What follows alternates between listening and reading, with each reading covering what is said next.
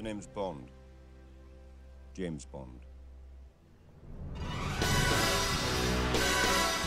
Bonjour à tous, nouveau numéro de Permis de flinguer. Permis de flinguer, votre rendez-vous chaque semaine. Je sais que c'est déjà votre rendez-vous préféré. Et aujourd'hui, on va parler un petit peu de la star, de l'idole de beaucoup de gens à droite, Mélanie. Et oui, Mélanie a trahi. Mais avant tout ça, jingle.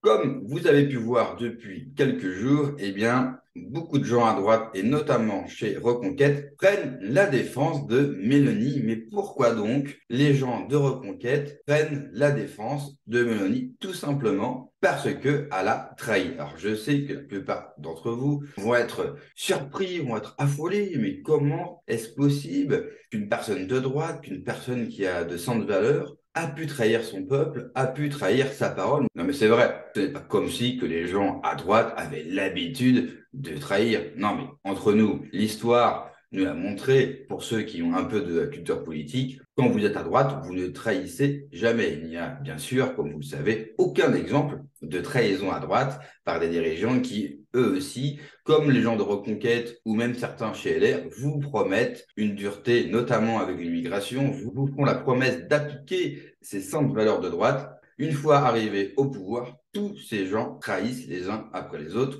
On a pu le voir en France, à chaque fois qu'on a eu un dirigeant, un président, un gouvernement de droite, ils ont mené exactement la même politique que les autres, ils ont retourné leur veste. Pareil en France, où la plupart des droitards vont s'attaquer à des départements, à des régions tenues par la gauche. Et bien, quand vous regardez d'autres régions et d'autres départements tenus par la droite, eh bien, c'est exactement la même politique. Rien ne change, tout simplement parce que ces gens-là sont soumis aux mêmes intérêts. Pour revenir à Mélanie, la première ministre italienne, a donc trahi sur l'immigration, alors, comme vous le savez, qu'elle avait promis une vraie politique de droite, une vraie politique anti-immigration. Mélanie, cette même personne qui avait ému toute une partie de la droite en disant que c'était une mère de famille catholique, blanche, italienne, etc., etc.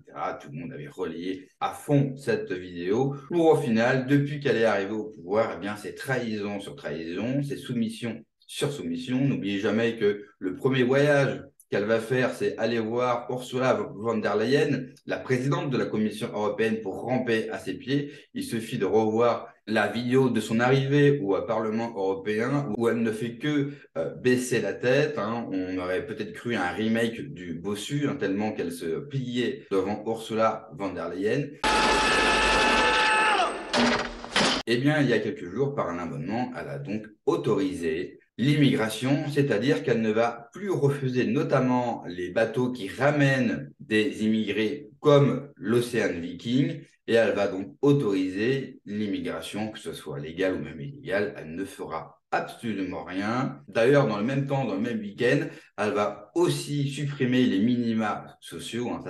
Là, pour le coup, on reconnaît bien la droite. On a vu les principaux leaders de droite défendre Mélanie bec et ongles. Chez Reconquête, on l'avait émis comme exemple à suivre, tout comme Orban. Mais comme toujours avec la droite, ils vont être en fonction du vent pour ou contre. Ce qu'il faut bien comprendre avec la droite, c'est que la droite, depuis 50 ans, elle n'a pas d'idée. À gauche, on peut être contre eux, on peut les critiquer et il y a largement de quoi dire sur eux, mais ils ont un vrai projet et une vraie idée. À droite, à part vous citer des valeurs ou être contre l'immigration, qui, je suis désolé pour le dire, est une position simple à tenir, c'est un discours simpliste, ils n'ont pas grand-chose de projets de vie, de projets sociétaux à vous proposer. Et comme je l'ai dit précédemment, dès qu'ils arrivent au pouvoir, malgré tout ce qu'ils peuvent vous dire, ils ne les appliquent jamais arrivés au pouvoir, car comme à gauche ou comme au centre, d'une part, elles n'ont plus la souveraineté, n'ont plus le pouvoir pour appliquer ce qu'ils veulent. Du coup, Reconquête, en ce moment, est très embêtée. C'est normal. Ils basent toute leur stratégie électorale sur cette fameuse immigration. Donc, quand une personne qu'ils ont passé leur temps à vanter et à montrer comme exemple est bien trahie et en plus en catémini eh bien, pour le coup, il se retrouve assez mal. Même Éric Zemmour a été obligé tardivement de faire un tweet pour expliquer que Mélanie n'avait pas le choix. On sent bien qu'ils sont très embêtés.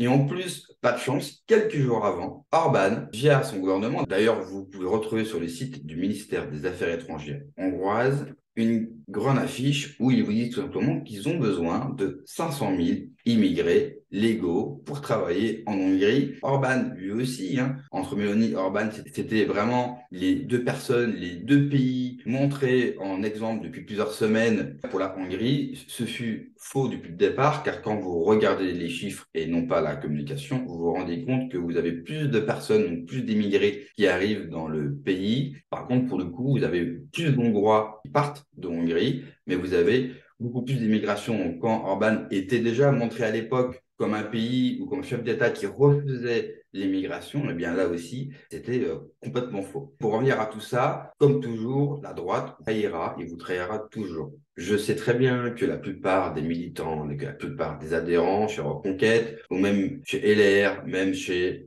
le RN sont justes, sont nobles. Je sais qu'eux vraiment aiment la France. J'en connais beaucoup. Je sais aussi qu'eux, malheureusement, croient en toutes ces belles paroles, mais vous avez 1000 exemples où la droite vous a trahi et continuera à le faire. Ce ne sont pas des partis d'opposition, ce sont des oppositions contrôlées, mais surtout, avant même de parler d'opposition, ce sont des personnes qui sont soumises au même pouvoir financier, au même pouvoir politique, malgré tous les beaux discours qu'ils peuvent vous vendre, malgré tout le beau projet, entre guillemets, qu'ils peuvent vous vendre, eh bien, arriver au pouvoir, ils feront comme Mélanie, ils feront comme Orban, ils feront comme en Grèce. Et malheureusement, cela fait un mal énorme au camp national parce que je vois énormément de jeunes chez Reconquête ou chez le RN croire se battre, il y a des vrais bons militants et malheureusement, ils se perdent dans des discours qui les amèneront nulle part. Le seul problème, c'est qu'il vous faut une souveraineté pleine et entière dans un premier temps et la volonté. Car Damien Rieu, pour revenir à lui, il y a eu une joute verbale que je vous invite à aller voir sur Twitter. Donc c'est Philippe Murer qui attaque Damien Rieu suite à un tweet où justement, comme je vous ai dit, il défend Mélanie.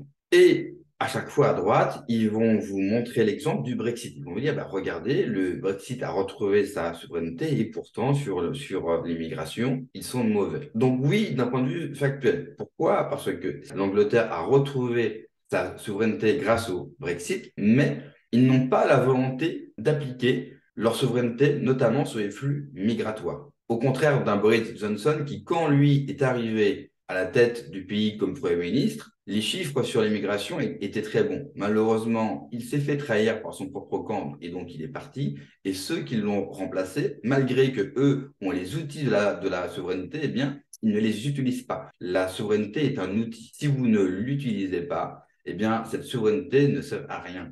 Donc oui, il faut récupérer une souveraineté, mais il faut surtout avec récupérer la volonté de l'utiliser à bon escient pour les intérêts nationaux. Et ça, c'est extrêmement important. Donc voilà, c'était mon permis de flinguer sur Mélanie. Mélanie qui a trahi, Orban qui a trahi. Merci à vous, belle soirée. Mission.